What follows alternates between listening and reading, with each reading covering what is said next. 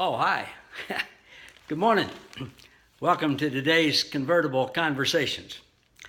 Wanted to share with you something that I've been thinking about that I read in our local newspaper not too long ago. Since I was a kid, I read the newspapers from cover to cover. I might have learned how to read by following along with my parents as they read to me when I would sit with them on a couch when I was a little kid. But I do read everything in them, and I'm interested in a lot of different things. And a few weeks ago, there was a local editorial, and our paper is a good paper, but this was an editorial that talked about the two high schools in our town and how they had done well on the ACT scores, and especially in comparison with our state ACT scores, and most especially in comparison with the national ACT scores. And the figures that they use, I could see right away they were talking about 9 points better, 3 points better, but I would take what they showed and I would add and subtract and stuff, and it didn't even come out close.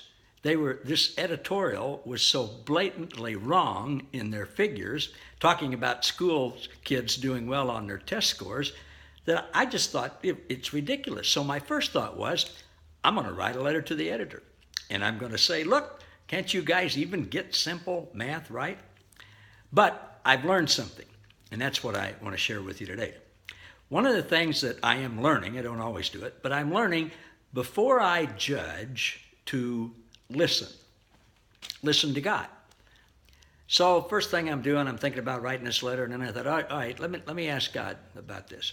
So I did, and it wasn't an audible voice, but I just heard the Lord saying, all right, and what will you prove if you point out that they're wrong?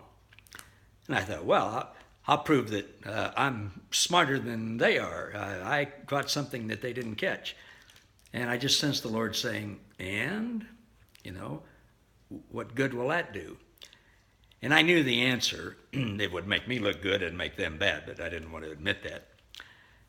And the Lord just said, look, suppose you are right, and you prove that they're wrong, will they be predisposed to give you and things that you're interested in a favorable coverage after that?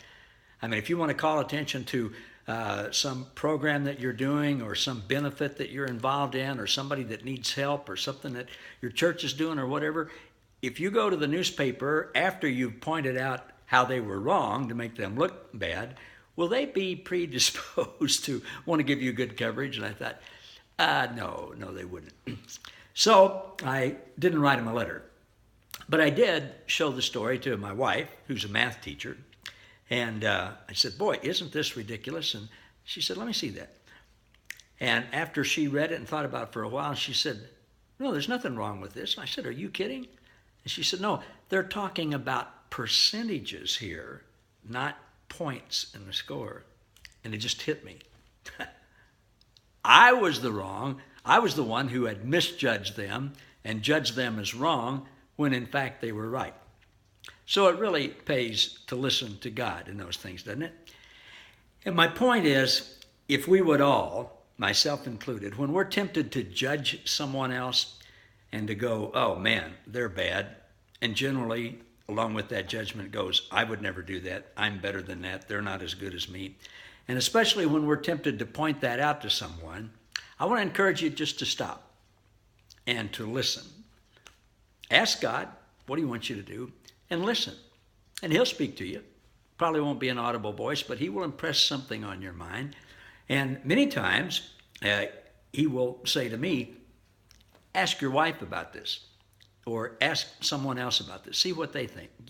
Get somebody else's perspective on it. Sometimes he'll just make a point to me clearly right away.